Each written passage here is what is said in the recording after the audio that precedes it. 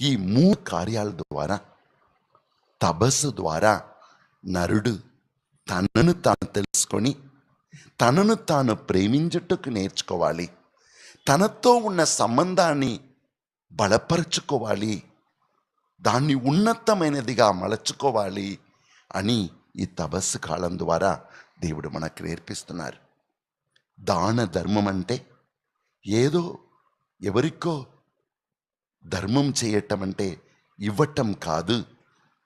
మన దగ్గర ఉన్నదానిని మనకంటే నీచమైన స్థితిలో ఉన్న వారితో షేర్ చేయటం, వారితో పంచిపెట్టుకోవటము. ధర్మం అంటే పంచిపెట్టుకోవటం. మూడవది ప్రార్థన అంటే మనకు ఊపిరి పోసి మనతో సదాకాలం నివసించే ఆ ప్రభువుతో సంబంధం చేసుకోవటం.